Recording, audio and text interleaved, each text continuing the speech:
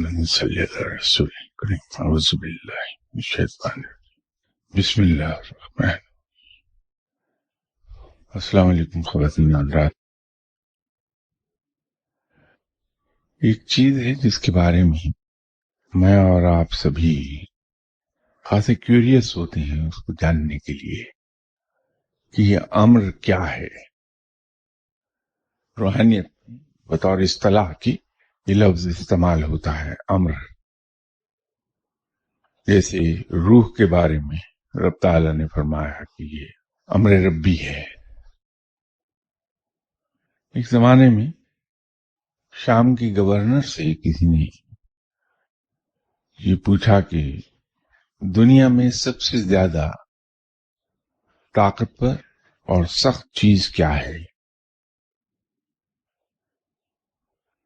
تو گورنر شام نے کچھ دیر غور کرنے کے بعد کہا کہ یہ ایسا سوال ہے جس کا جواب شاید میں نہیں دے پاؤں گا. اس کا جواب دنیا میں ایک ہی ہستی ہے جو دے پائے گی، وہ ہیں حضرت علی کرم اللہ وجہہ. چنانچہ ایک ہرکارہ روانہ کیا گیا مدینہ منورہ میں، اور اس قاصد نے جا کے حضرت علی کرم اللہ وجہہ کی خدمت میں سوال پیش کیا. جب وہ سوال حضرت علی کرم اللہ وجہہ کی خدمت میں پیش ہوا تو وہاں حضرت علی کرم اللہ وجہہ کے صاحبزادگان بھی تشریف رکھے ہوئے تھے. حضرت علی کرم اللہ وجہہ کی خدمت میں عرض کیا قاصد نے کہ والی شام نے آپ کی خدمت میں یہ عرض کیا ہے کہ اس سوال کا جواب دے دیجئے کہ دنیا میں سب سے طاقتور اور سخت چیز کیا ہے. حضرت علی کرم اللہ وجہہ نے لکھے ہوئے سوال پر ایک نظر ڈالی اور فرمایا کہ یہ اتنا آسان سوال ہے کہ اس کا جواب تو ان بچوں میں سے بھی کوئی دے دے گا جو سامنے بیٹھے ہیں. تو ان بچوں میں سے جس سے چاہو تم سوال کر لو. تو وہاں جناب حضرت امام حسن رضی اللہ تعالی عنہ تشریف رکھے ہوئے تھے، جناب حضرت امام حسین رضی اللہ تعالی عنہ تشریف رکھے ہوئے تھے، اور حضرت علی کرم اللہ وجہہ کے ایک اور صاحبزادے جو دوسری بیگم صاحبہ سے پیدا ہوئے تھے وہ بھی تشریف رکھے ہوئے تھے. تو قاصد نے حفظ مراتب کا خیال رکھتے ہوئے وہ سوال جناب حضرت امام حسن رضی اللہ تعالی عنہ کی خدمت میں پیش کیا کہ وہ سب سے بڑے تھے. حضرت امام حسن رضی اللہ تعالی عنہ نے سوال سنا اور فرمایا کہ دنیا میں سب سے سخت اور طاقتور چیز لوہا ہے، لیکن لوہے کو آگ پگھلا دیتی ہے. تو اس سے ثابت ہوا کہ لوہے سے بھی طاقتور آگ ہے. آگ جو اتنی طاقتور ہے کہ لوہے جیسی سخت اور مضبوط چیز کو پگھلا دے، اس کو پانی ٹھنڈا کر دیتا ہے. تو یوں پانی آگ سے زیادہ طاقتور ہے کہ بھڑکی ہوئی آگ کو وہ بجھا دیتا ہے. پانی جو اتنا طاقتور ہے کہ وہ آگ کو بجھا لے، ہوا اسے چلا لیتی ہے، کیونکہ یہ جو لہریں اٹھتی ہیں یہ ہوا کے زور پہ اٹھتی ہیں. تو یوں ہوا پانی سے زیادہ طاقتور ہے، اور ہوا کو چلانے پر 2 فرشتے مامور ہیں.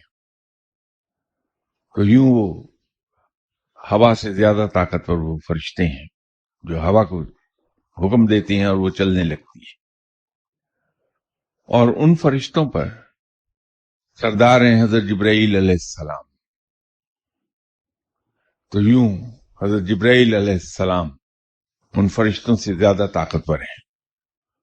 اور حضرت جبرائیل علیہ السلام امر ربی کے ماتحت ہیں کہ جو حکم انہیں رب تعالیٰ کی طرف سے ملتا ہے وہ اس کی تعمیل کرتے ہیں. تو یوں اللہ کا حکم زیادہ طاقتور ہے. اور آخر پر ایک عجیب جملہ فرمایا، اور وہ امر رب تعالیٰ نے ہمیں عطا فرمایا ہے اور اس سے ہم اس دنیا کو چلاتے ہیں. تو یوں ہی یہاں جب میں بیٹھ رہا تھا تو ایک دم میرے ذہن میں آیا کہ ہم لوگ سبھی بڑے متجسس ہوتے ہیں، کیوریس ہوتے ہیں یہ جاننے کے لیے کہ یہ امر کیا چیز ہے، کیونکہ روحانیت میں کچھ اولیاء کرام کے بارے میں یہ کہا جاتا ہے کہ وہ صاحب امر ہیں، اور یہ معنی لیتے ہیں ہم لوگ کہ ان کی زبان سے جو بات نکل جائے، جو کہہ دیں، تو رب تعالیٰ انہیں اتنا عزیز رکھتا ہے کہ رب تعالیٰ ان کی اس بات کو پورا کر دیتا ہے۔ لیکن امر کی اصل حقیقت کیا ہے؟ وہ جناب حضرت امام حسن رضی اللہ تعالی عنہ کی اس بات سے اندازہ ہوتا ہے کہ امر کیسے کس کو ہیں، اور یہ اولیاء کرام جو صاحب امر کہلائے وہ کیوں کہلائے اس طرح کہ چند ایک اس مقام پر چلے گئے کہ جہاں وہ رب کو اتنے عزیز ہو گئے، رب کے اتنے قریب ہو گئے کہ رب جو سب سے زیادہ وفادار اور سب سے زیادہ حیا والا ہے کہ وہ اپنے نیک بندوں کی بات کو ٹالتا نہیں ہے۔ اگر اس کے نیک بندے کبھی ایسی بات بھی کہہ دیں جو بغیر سوچے سمجھے کہی گئی ہے تو رب ان کی حیا اور ان کے بھرم کو قائم رکھتا ہے، اور اپنی رحمت کے صدقے، اپنے رحیم و کریم ہونے کے صدقے، اپنے وفادار ہونے کے صدقے، اپنے حیا والا ہونے کے صدقے اس بات کو بھی پورا کر دیتا ہے۔ تو یوں وہ صاحب امر کہلاتے ہیں وہ لوگ۔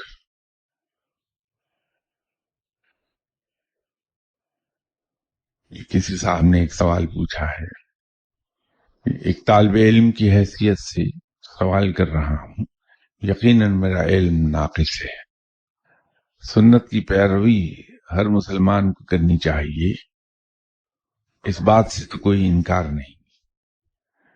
ایک سنت وہ ہے جو حضور صلی اللہ علیہ وسلم کی ظاہری شکل و صورت ہے، اور دوسری حضور صلی اللہ علیہ وسلم کے اخلاق، لین دین اور عبادت وغیرہ ہیں۔ دونوں کی اہمیت پہ روشنی ڈال دیجیے۔ آگے فرمایا کہ دونوں ساتھ ساتھ چلنی چاہیے کہ نہیں۔ یہیں اسی محفل میں بارہا ایک بات ہم لوگ عرض کرتے ہیں کہ دین اسلام مذہب نہیں ہے، یہ دین اسی لیے کہلاتا ہے، یہ وہ طریقہ ہے، وہ طرز حیات ہے، اور وہ کوڈ آف کنڈکٹ ہے جو اللہ تعالی اپنے بندوں سے چاہتا ہے کہ وہ اس طرح دنیا میں زندہ رہیں، اس طرح سے وہ زندگی گزاریں اس کے بندے۔ اگر ایک چیز کو صرف تھیوریٹیکلی ہم بیان کرتے رہیں، صرف الفاظ ہی سے ہم یہ کہتے رہیں کہ اسی طرح سے کر لو، تو احتمال یہ رہ جاتا ہے کہ کوئی سمجھے اس کو، کوئی نہ سمجھے، کیونکہ فہم و فراست کا، عقل کا، سمجھ کا معیار ہر انسان میں ایک سا نہیں ہے۔ کچھ کم سمجھدار ہیں، کم عقل والے ہیں، کچھ میری طرح علم سے بالکل ہی بے بہرا ہیں، کچھ حضرات آپ کی طرح علم والے ہیں، سمجھدار ہیں، جلدی سمجھ جاتے ہیں۔ تو احتمال یہی ہے کہ ہم اگر صرف ہمیں تھیوریٹیکلی بتا دیا جائے تو ہم سمجھ نہیں سکیں گے۔ اگر سائنس کے لیسنز ہمیں صرف کلاس میں بٹھا کے دیے جائیں تو ہم نہیں سمجھ پاتے۔ بہت سے لوگ اس کو اپنے انداز میں سمجھتے ہیں، کچھ سمجھتے نہیں، کچھ سمجھ بھی جاتے ہیں۔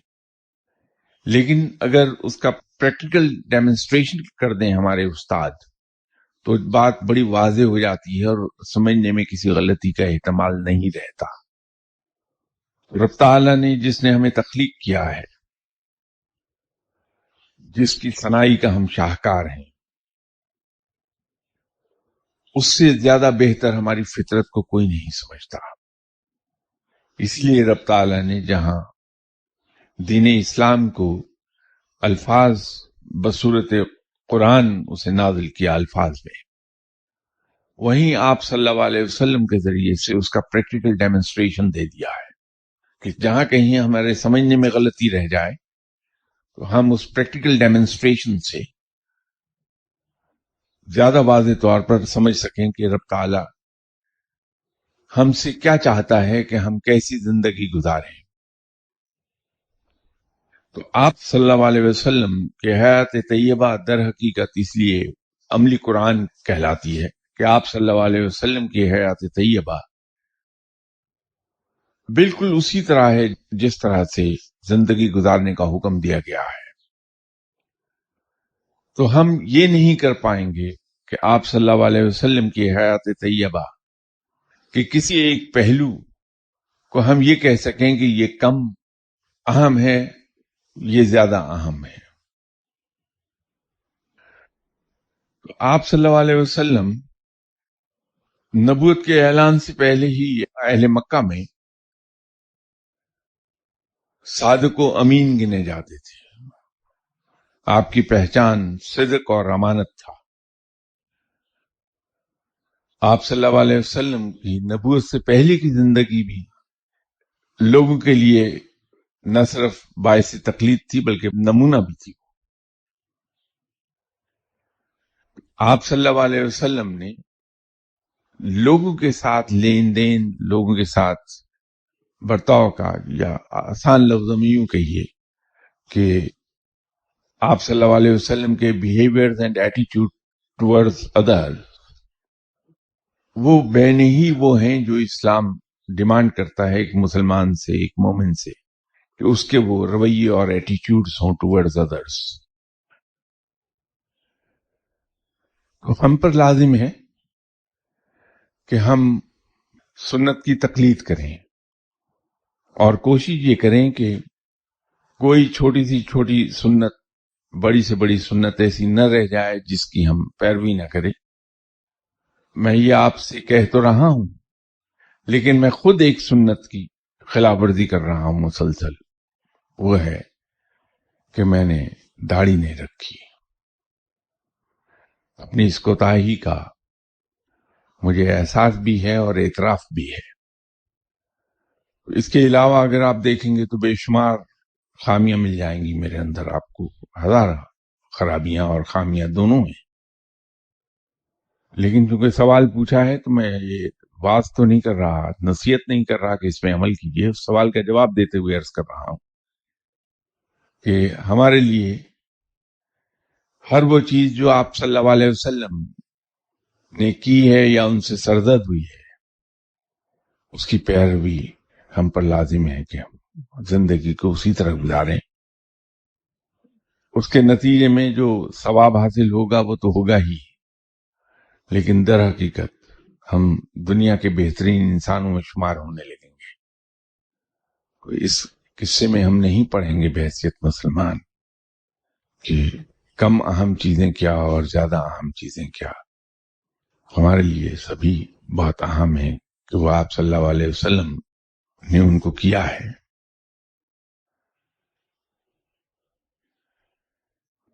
یہ دوسرا سوال کے سامنے پوچھا ہے کہ فقیر رنگ کتاب میں آپ نے قرض کی ادائیگی کے لیے دعائیں لکھی ہیں، ان کی اجازت عام ہے؟ بالکل اس کی اجازت کی ضرورت ہی نہیں ہے کہ وہ قرض کی ادائیگی کی دعائیں تو آپ صلی اللہ علیہ وسلم کی بتائی ہوئی دعا ہے ان میں، تو آپ صلی اللہ علیہ وسلم تو سب کے ہیں، ہم تو الحمدللہ پھر امتی ہیں آپ صلی اللہ علیہ وسلم کے۔ میرے نزدیک تو آپ صلی اللہ علیہ وسلم غیر مسلموں کے بھی اتنے ہی ہیں جتنے ہمارے ہیں۔ آپ صلی اللہ علیہ وسلم سب کے لیے رحمت ہیں، چاہے وہ کوئی ہو، اس لیے رحمت للعالمین کہلاتے ہیں، رحمت للمسلمین نہیں کہلاتے۔ اور اس کا ہم نے ایک نمونہ دیکھا بھی ہے کہ مغرب نے آپ صلی اللہ علیہ وسلم کی بتائی ہوئی چیزوں پر عمل شروع کیا ہے، اور دیکھ لیجئے کہ ان کو اللہ نے دنیا میں کس طرح عروج عطا فرمایا ہے۔ آپ صلی اللہ علیہ وسلم کی پیروی جو بھی کرے گا فلاح پا جائے گا۔ یہ اور بات ہے کہ اگر کلمہ گو نہیں تو آخرت میں اس کے لیے کچھ نہیں ہے، سب کچھ اس کو دنیا ہی میں عطا کر دیا جائے گا۔ اور اگر کلمہ گو ہے، آپ صلی اللہ علیہ وسلم کا امتی ہے، تو اس کا اجر اسے آخرت میں بھی ملے گا. تو آپ صلی اللہ علیہ وسلم کی بتائی ہوئی دعا کوئی بھی پڑھ لے، چاہے امتی ہو یا نہ ہو، تو بھی اس کو فائدہ مل جائے گا. عجیب بات یہ ہوئی کہ یو کے جاتا ہوں تو میرے پاس وہاں کے لوکلز بھی آتے ہیں اور امریکنز کافی آتے ہیں. اور obviously جو لوکلز ہیں یا امریکنز ہیں موسٹلی یا تو جیو ہیں یا پھر کرسچنز ہیں. اردو یا عربی یا فارسی کوئی اور زبان تو انہیں آتی نہیں، وہ انگریزی جانتے ہیں اس لیے کہ مادری زبان ہے. تو ایسے کئی درجن کے قریب تو لوگ ہوں گے کہ وہ ہیں تو جیو یا کرسچنز،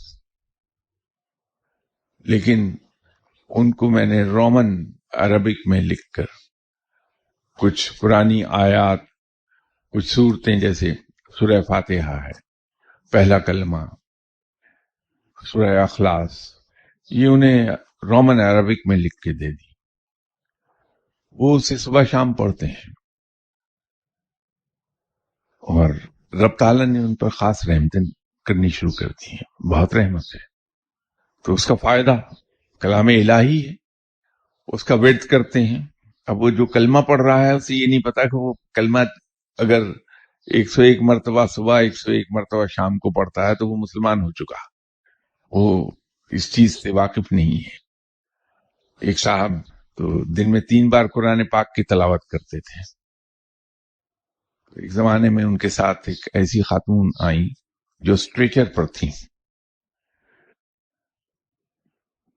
آئیں اور چلی گئیں. کیونکہ میں تو کبھی کسی سے یہ نہیں پوچھوں گا کہ بھائی کون ہو، کہاں سے آئے ہو. میرے لیے اتنا کافی ہے کہ آنے والا اسی رب کا بندہ ہے جس رب کا میں ہوں. تو بس وہ رشتہ میرے لیے بڑا مضبوط ہے کہ وہ میرے ہی رب کا بندہ ہے. تو کافی عرصے کے بعد ایک دن ایک انگریز صاحب تشریف لائے، تو ای میل ایک جیب سے نکالی اور مجھے کہنے لگے کہ mister Shah you remember a lady came to you on a stretcher. وہ چونکہ واحد کیس ایسا جو اسٹریچر پہ لٹا کے لائی گئی، وہ یاد رہ گیا تھا، ذہن میں تھا. تو میں نے کہا یس آئی ڈو ریمبر دیٹ. تو انہوں نے کہا کہ she has sent to me an email and let me tell you she is perfectly fine now. اس نے وہ ای میل مجھے پڑھنے کو دی. تو اس میں اس خاتون نے اس کو لکھا ہوا تھا کہ میں اب اللہ کے فضل و کرم سے بالکل ٹھیک ہوں، اور آج میں نے پہلی بار اپنی گارڈننگ خود کی ہے. تو اللہ نے اس کو اتنا صحتیاب کر دیا کہ وہ گارڈننگ کرنے لگ گئی اپنے باغ میں. تو وہ مجھے کہنے لگا انگریز کہ mister Shah we didn't tell you at that time that she is spiritually like you. میں نے کہا کہ so what doesn't make me any difference. اس نے کہا کہ اوکے پلیز ریڈ دس ای میل.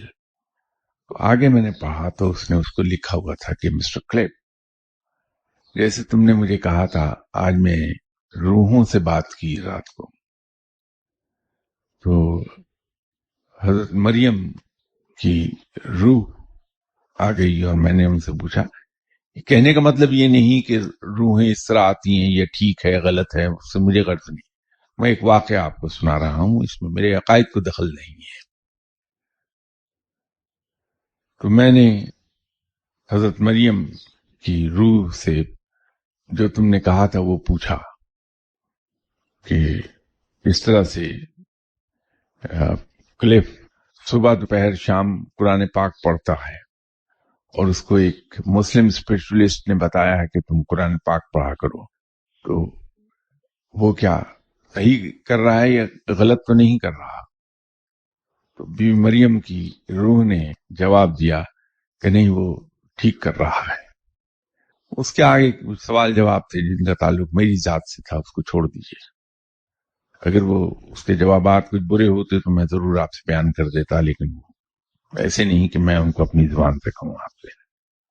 بات یہ ہے کہ قرآن پاک وہ غیر مسلم بھی پڑھتے ہیں، لیکن اس کا فائدہ رب تعالیٰ انہیں، اس کے انعامات رب تعالیٰ انہیں اسے دنیا میں عطا فرما دیتا ہے اپنے وعدے کے مطابق، کہ جو نیک کام نان مسلم کرتے ہیں ان کا اجر اسی دنیا میں دے دیا جاتا ہے، آخرت میں ان کے لیے میرے پاس کچھ نہیں ہوگا۔ تو یہ دعائیں، ہم تو پھر امتی ہیں الحمدللہ، اللہ نے ہمیں یہ ہم پر کرم کیا ہے کہ ہم امتی ہیں آپ صلی اللہ علیہ وسلم کو، وہ دعا ضرور پڑھیے۔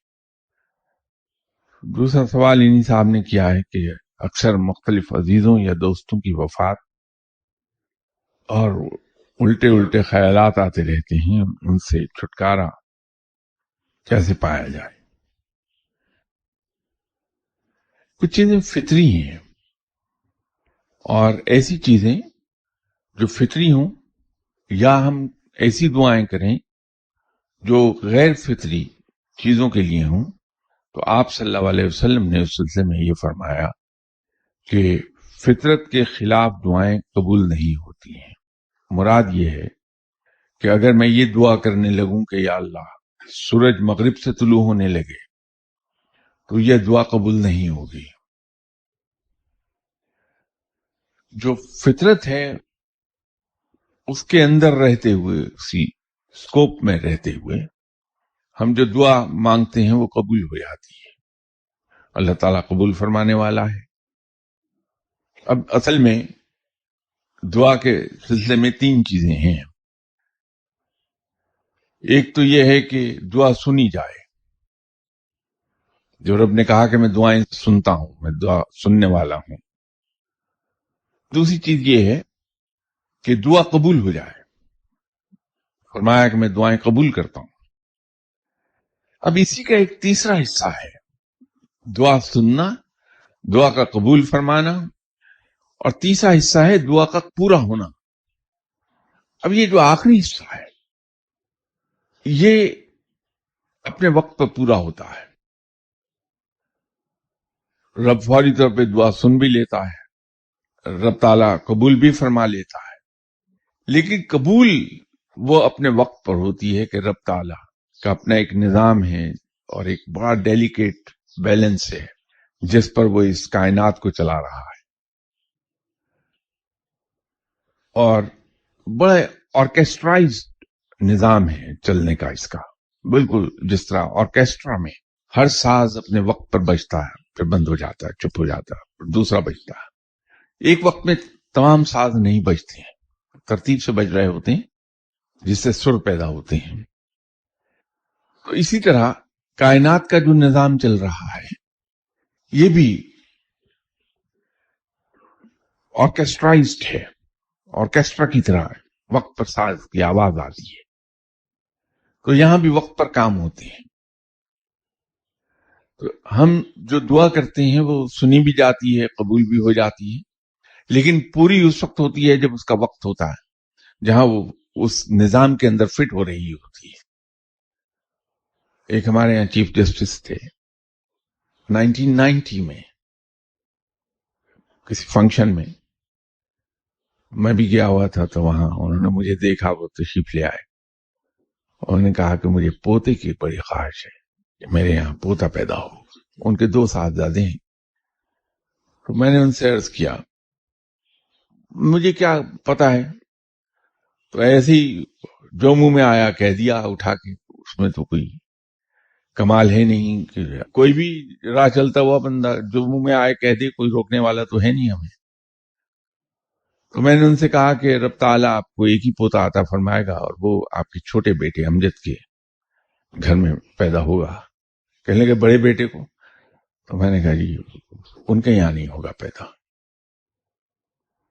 تو خوش بھی ہوئے، اور ساتھ ان کے کچھ تھوڑا سا وہ ملال کا پہلو بھی تھا کہ بڑے بیٹے کے بارے میں نے کیا کہہ دیا، حالانکہ ان کو یہ یقین کرنا ہی نہیں چاہیے تھا میرا کہ میں آوارہ آدمی ہوں، جو منہ میں آیا کہہ دیا کسی کو۔ تو وہ بڑے بیٹے کے یہاں بیٹا نہیں پیدا ہوا، وہ پوتا نہیں پیدا ہوا، ان کے وقت گزرتا رہا۔ 2009 میں ایک دن یہیں اسی گھر میں وہ مٹھائی کا ڈبہ اٹھائے ہوئے تشریف لائے، میں نے کہا یہ آپ یہاں کہاں پائے جاتے ہیں؟ کہنے لگے شاہ صاحب آپ نے کہا تھا کہ امجد کے یہاں بیٹا پیدا ہوگا، تو کل اس کے یہاں بیٹا پیدا ہوا۔ کہنے لگے 19 سال کے بعد آج اللہ نے رحمت کر دی، بیٹا پیدا ہو گیا۔ میں نے کہا بڑی مہربانی، اور ان 19 سالوں میں آپ نے کتنی گالیاں مجھے دی کہ دیکھو بڑا ولی اللہ بن کے آیا تھا، کہہ گیا کہ پوتا پیدا ہوگا، پوتا آج تک پیدا نہیں ہوا۔ تو ہنسے اس بات پہ۔ اب بات یہ ہے کہ وہ دعا تو قبول ہو گئی 1990 میں، لیکن وہ پوری ہوئی اپنے وقت پر جا کر 2009 میں، آفٹر 19 ایئرس۔ اب اس تمام عرصے میں معلوم نہیں انہوں نے کس کس کے پاس کیا کیا میرے بارے میں کہا، لیکن جو بھی کہا صحیح کہا ہوگا۔ میں بھی تو سیدھا کیوں نہیں کہتا کسی سے کہ بھائی میں کون سا نیک آدمی، مجھ سے کیوں دعا کرانے آئے؟ تو میرا نفس بھی بڑا پھلتا پھولتا ہے جب کوئی آ جائے بھولا بھٹکا آدمی سلام کرنے۔ تو ہم نے بھی کہا کہ چلو شاید کوئی اور سن رہا ہو کہ چیف جسٹس صاحب کسی ولی اللہ کو پکڑ لائے ہیں، تو شاید اسی طرح 2-4 لوگ مجھ سے دعا کرانے آ جائیں۔ میں نے بھی کہہ دیا، حالانکہ مجھے تو فوراً کہہ دینا چاہیے تھا بھائی کسی نیک آدمی کے پاس جاؤ، جا کے دعا کراؤ وہاں سے۔ تو ہوتا یہ ہے کہ دعا قبول تو ہو جاتی ہے لیکن پوری ہوتی ہے اپنے وقت پر جا کے۔ تو یہ بات چلی تھی خیالات سے۔ انسان کی فطرت میں ہے کہ اس کو خیالات آتے رہتے ہیں، اور یہ خیالات کا اس طرح سے ڈرانا در حقیقت ایک رحمت ہے ہمارے لیے۔ ہماری بہت سی ناآسودہ خواہشات کے بارے میں ہم خیالوں ہی میں دیکھتے ہیں کہ وہ ہماری خواہشات پوری ہو گئیں، اس سے ہمیں ایک اطمینان کا احساس ہوتا ہے۔ تو اگر یہ سہولت بھی نہ ہو ہمارے پاس، تو جس کو ہم خیالی پلاؤ پکانا کہتے ہیں، تو شاید بے چینی ہماری حدود کو پار کر جائے۔ تو اینی وے یہ اچھے بھی ہیں، یہ فطری امر ہے، ان سے گھبرانا نہیں چاہیے۔ صرف اگر ہم ایک کام کر لیں کہ جو ہی ایسے الٹے خیالات آتے ہیں تو لاہور پڑھ کے اپنے آپ کو ہم یہ سمجھائیں کہ میں جس رب کا بندہ ہوں وہ قائم و دائم ہے، اور الحمدللہ وہ ہمیشہ زندہ و قائم رہنے والا ہے۔ تو ایسے رب کے ہوتے ہوئے مجھے غم کاہے کا ہے، اس لیے کہ وہ اپنے بندوں کو جس خوبصورت طریقے سے پالتا ہے یہ صرف اسی کا حصہ ہے، جس طرح سے اپنے بندوں کی حفاظت کرتا ہے یہ اسی کا حصہ ہے، اور جس طرح سے اس نے موت کو زندگی کی حفاظت پر معمور کیا ہے یہ اسی کا حصہ ہے۔ اور موت ایک ایسی حقیقت ہے جس سے کوئی آج تک فرار نہیں ہو سکا۔ جو چیز آ کر رہے گی، جو چیز واقع ہو کر رہے گی، اس سے خوف کس بات کا ہے، اس سے گھبرانا کیا۔ اسی لیے فقیر لوگ نہ صرف یہ کہ موت سے گھبراتے نہیں ہیں، نہ صرف یہ کہ ان کو موت کا خوف نہیں ہوتا، بلکہ وہ موت کا انتظار کرتے ہیں کہ ہمارے دوست سے ملاقات ہو جائے گی۔ یہ مجھ جیسے انسان میں اور اللہ کے نیک بندے میں یہی ایک فرق ہے کہ نیک بندہ موت کا انتظار کرتا ہے کہ کب میں مروں گا اور کب میرے دوست سے میری ملاقات ہوگی، اور مجھ جیسا انسان ہر وقت ڈرتا رہتا ہے کہ مجھ سے یہ دنیا کی یہ رنگینیاں چھن جائیں گی۔ اسی لیے کوئی فقیر دنیا کی رنگینیوں میں کھوتا نہیں ہے۔ فقیر اس دنیا میں زندگی تو گزارتا ہے، اس دنیا میں زندہ تو رہتا ہے، لیکن اس دنیا کو دل میں بساتا نہیں، اس دنیا سے پیار نہیں کرتا، پیار وہ موت سے کرتا ہے۔ تو یہ خیالات آنے دیجئے، صرف جب پریشان ہونے لگیں تو لاہور پڑھیے اور اپنے آپ سے کہیے کہ مجھے اپنے رب کے ہوتے ہوئے غم کاہے کا ہے، وہ میری حفاظت کرتا ہے، وہ مجھے پالتا ہے، مجھے دکھوں سے بچائے رکھتا ہے۔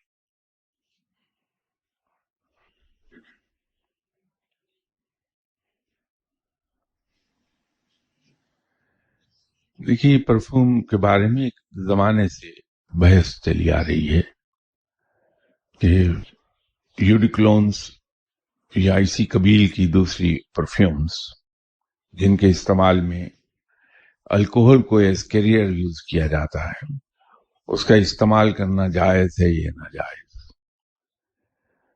तो इस पर उलेमा का ख्याल यही है कि इन्हें ना इस्तेमाल किया जाए। नॉन अल्कोहलिक परफ्यूम्स भी मिलती हैं, तो हम नॉन अल्कोहलिक परफ्यूम्स ही को इस्तेमाल करना शुरू कर दें। अब तो तमाम मशहूर perfume manufacturers non alcoholic perfumes बनाते हैं अल्कोहलिक परफ्यूम्स के साथ साथ। ऐसे परफ्यूम जिसमें अल्कोहल एज कैरियर इस्तेमाल नहीं की गई होती वो भी बनाते हैं, और उनकी फ्रेग्रेंस वही होती है जो उन परफ्यूम्स की है जिसमें अल्कोहल इस्तेमाल हुई है। तो एहतियात का तकाजा यही है। मैं तो मुफ्ती नहीं हूं जो फतवा दे सकूं,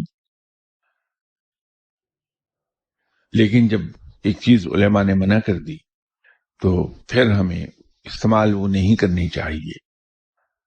एहतियात के तौर पर हम, अगर हमें कोई पर्टिकुलर फ्रेग्रेंस बड़ी पसंद है तो हम वो परफ्यूम ले लें जिसमें अल्कोहल नहीं है, उसके ऊपर स्टैंप लगी होती है नॉन अल्कोहलिक, उसको हम यूज कर सकते हैं।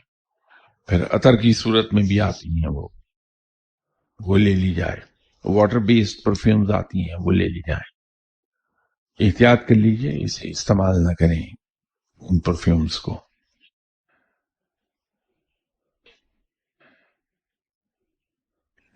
अभी वक्त है या किसी और साहब के जहन में अगर सवाल है तो फरमा दें।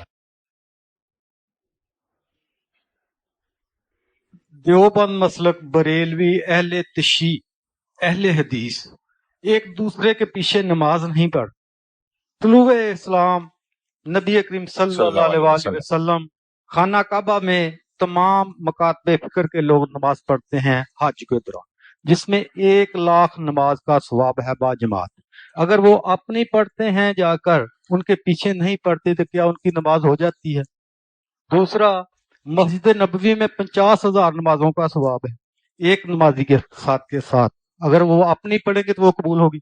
और इधर हमें वो बरेलवी, देवबंदी, अहले तशी, अहले हदीस होने के नाते एक दूसरे के साथ पीछे नमाज पढ़ने से मना करते हैं कि इनकी नमाज नहीं कबूल होती। इस पे जरा रोशनी डालिए। Thank you. इसमें दो तीन चीजें हैं कि खाना काबा को हम किसी और चीज पर महमूल नहीं कर सकते। उसकी हैसियत है अपनी, और एक मस्जिद, आम मस्जिद जो हमारे मोहल्ले में बनी है, खाना काबा को उस पर महमूल नहीं कर सकते। दूसरी बात यह है कि जैसे मैं अक्सर कहता रहता हूं कि मेरे पास इल्म नहीं है, मैं तो बेकार शख्स हूं। तो शायद इल्म की कमी ही की वजह से, जानदारी की बात यह है, बिल्कुल ऑनेस्टली अर्ज कर दूं कि मुझे आज तक यही नहीं पता चला कि इस्लाम में कहीं ऐसे स्कूल ऑफ थॉट्स का वजूद भी है जिनको हम मुख्तलिफ नामों से पुकारते हैं। मेरे नजदीक तो सीधा सीधा इस्लाम वो है जो कुरान पाक में बयान हुआ है और आप सल्लल्लाहु अलैहि वसल्लम ने अपनी हयात तैयबा की सूरत में उसका प्रैक्टिकल नमूना पेश किया है।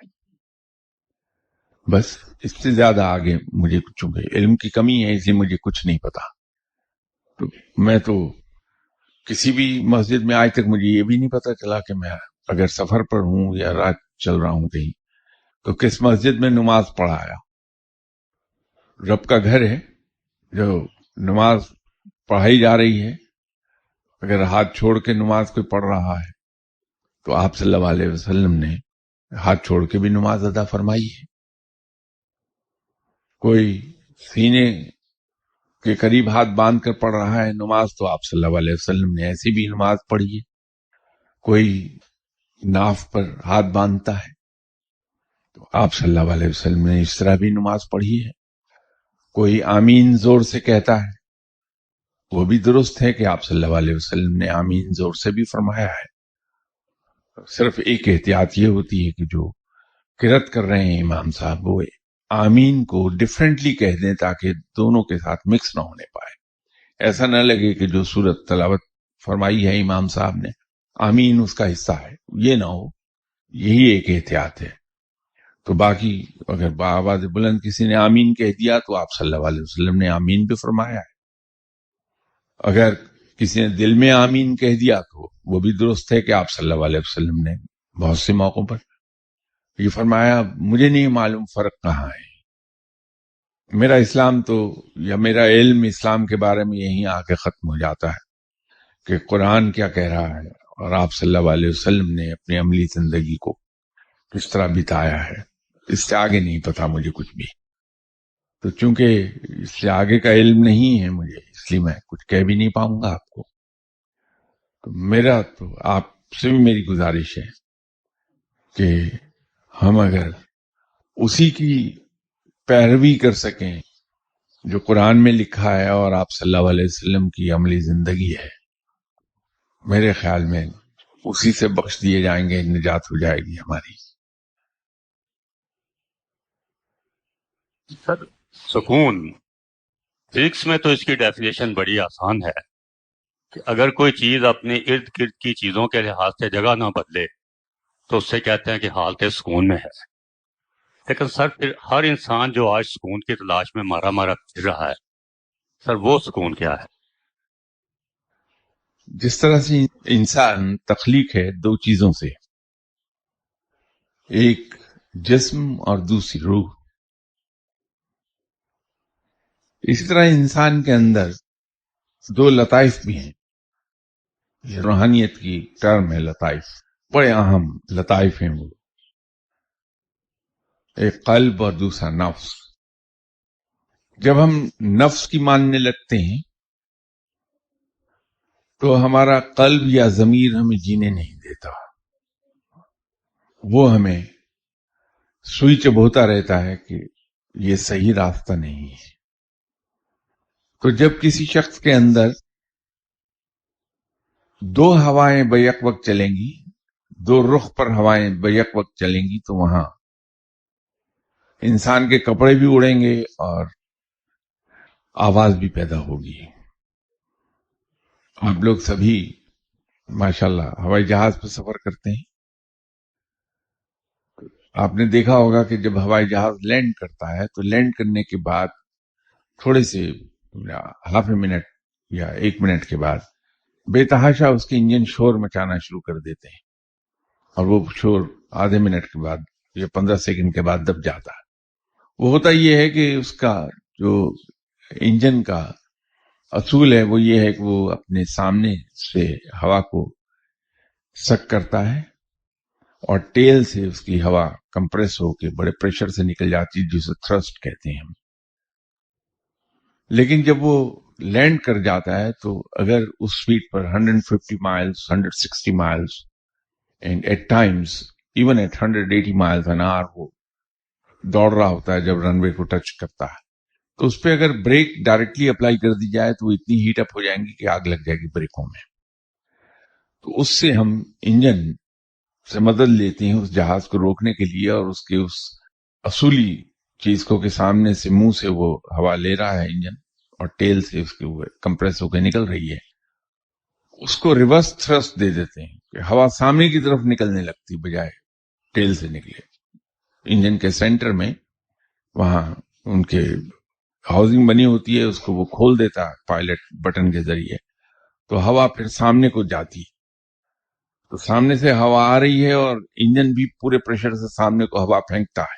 نتیجہ یہ ہے کہ جہاز رکنے بھی لگتا ہے، اس کی سپیڈ ٹوٹ جاتی ہے اور شور بے تحاشا پیدا ہوتا ہے۔ تو جب انسان کے اندر یہ دو مختلف ہوائیں ایک دوسرے کے اگینسٹ چلتی ہیں تو بالکل وہی کیفیت پیدا ہوتی جہاز پر کہ انسان ڈگمگانے بھی لگتا ہے اور شور بھی پیدا ہوتا ہے۔ وہ شور بے سکونی کی صورت میں ہے۔ تو اگر ہم کہیں اپنے قلب کی یا ضمیر کی آواز سنتے رہیں اور اس پر زندہ رہیں تو انسان بڑا پرسکون ہوتا ہے۔ آپ نے کبھی کسی فقیر کو زندگی میں بے سکون نہیں دیکھا ہوگا، نہ ان کے پاس کھانے کے لیے پوری روٹی ہے، نہ پہننے کو پورا لباس ہوتا ہے، نہ رہنے کو پوری چھت ہوتی ہے، لیکن ان سے زیادہ آپ کو پرسکون اور خوش انسان روئے زمین پر نہیں دکھائی دے گا۔ صرف اس لیے کہ وہ اپنے ضمیر کی آواز پر زندہ رہتے ہیں. وہ زندگی کو اس طرح گزارتے ہیں جیسے رب نے گزارنے کا حکم دیا. وہ آگے بڑھنے کے لیے نہ تو ایلبو کا استعمال کرتے ہیں اور نہ ہی وہ ہرس میں مبتلا ہوتے ہیں. اس لیے یہ کہا جاتا ہے کہ اس دل میں رب کبھی نہیں رہے گا جس دل میں کینہ، حسد، غصہ، ہرس، لالچ، انتقام، یہ چیزیں جہاں رہتی ہیں وہاں رب نہیں رہتا. تو دل کو ان چیزوں سے پاک کیے رکھنا چاہیے تاکہ اس دل میں رب رہ لے، اور جہاں رب رہے گا وہاں سکون بہت ہوگا. السلام علیکم انشاء صاحب. وعلیکم السلام. سر، یہ جو موجودہ حالات چل رہے ہیں اس میں پاکستان آئندہ آنے والے وقت میں سعودی عرب اور ایران کے درمیان برج کا کام کر سکے گا؟ اور دعا بھی فرما دیں. بات یہ ہے کہ جو اختیارات رب نے ہمیں عطا فرما دیے ہیں، زندگی ہماری انہی اختیارات کے استعمال سے گزرتی ہے. ہم اس میں آزاد ہیں کہ ہم جو چاہے سو کریں. ابھی ایک چیز کا ذکر ہوا تھا کہ وہ تھی لالچ اور ہرس. جب کوئی شخص، کوئی کنبہ، کوئی قوم، کوئی ملک ہرس اور لالچ کا شکار ہو جاتے ہیں، اور ہرس اور لالچ کا شکار انسان اسی وقت ہوتا ہے جب وہ اپنی چادر سے زیادہ پاؤں پھیلانے لگے، جب اپنے وسائل سے باہر جا کر زندگی گزارے، تو پھر ہرس اور لالچ کا انجام ہمیشہ برا ہوتا ہے. ہم بدقسمتی سے عادی ہو گئے ہیں وسائل سے باہر پاؤں پھیلانے پر، اپنی چادر سے زیادہ پاؤں پھیلاتے ہیں. اسی چیز نے ہمیں بھکاری بنا دیا، اور اسی چیز نے ہمیں مجبور کیا کہ ہم وہ کام کریں جو ہم کرنا نہیں چاہتے. اس لیے کہ جو کوئی بھی کچھ ہمیں دیتا ہے، چاہے وہ کوئی سا ملک کیوں نہ ہو، وہ اپنی غرض کے تحت دیتا ہے، وہ ہم سے اس کا معاوضہ وصول کرتا ہے. دو مسلمان ملکوں کے درمیان برج کا کام کرنے کے لیے ضروری یہ ہے کہ ہم باوقار ہوں، اور باوقار اسی وقت ہوا جا سکتا ہے جو آپ صلی اللہ علیہ وسلم کے فرمان کے مطابق اوپر والا ہاتھ نیچے والے ہاتھ سے بہتر ہے. تو جس دن ہم اپنے وسائل کے اندر رہنے لگیں گے، ہمارے پاؤں ہماری چادر کے مطابق پھیلیں گے، اور جس دن ہم نے ہاتھ پھیلانا بند کر دیا، ہم اس قابل ہو جائیں گے. اور یہ وقت، شاید آپ تو نوجوان لوگ ہیں، میں زمانہ قدیم سے تعلق رکھنے والا انسان، تو میں نے پاکستان کو اس حال میں دیکھا ہے. یہی ہمارا پاکستان تھا کہ شاہ ایران ہر تیسرے مہینے پاکستان آ کے اپنے ملک سے متعلق مشورے ہم سے لے کر جاتا تھا. یہی پاکستان تھا جس پر کئی ایک ملکوں میں اس کے شہریوں پر ویزے لازم نہیں تھے. ہم ایران اور ترکی بغیر ویزے کے جا سکتے تھے. 98% کنٹریز ایسے تھے دنیا کے جہاں ہمیں ویزا آن لینڈنگ ملتا تھا. ہم گئے، جا کے ایئرپورٹ پر امیگریشن ڈیسک پر پاسپورٹ پیش کیا اور اسٹیمپ ہو جاتا تھا. اور یہی وہ پاکستان ہے جس کے نام سے ہم نے انڈیا کو لرزتے دیکھا ہے. یہ میں کوئی جذباتی بات نہیں کر رہا، نہ کوئی مبالغہ آرائی ہے اس میں. یہ حقیقت ہے کہ ایک وقت تھا ہم پر کہ انڈیا ہمارے نام سے کانپتا تھا. وہ زمانہ جب گیا اور ہم نے ہاتھ پھیلانا شروع کیا دوسروں کے سامنے، اس حال کو ہم آ گئے ہیں. دعا فرمائیے کہ دوبارہ سے ہم باوقار ہو جائیں اقوام عالم کی نظر میں، تو انشاءاللہ ضرور ہم برج کا کام کریں گے. میں آپ سے نیکسٹ سنڈے تک کے لیے اجازت چاہتا ہوں، بشرط زندگی انشاءاللہ آپ سے ملاقات ہوتی ہے. السلام علیکم.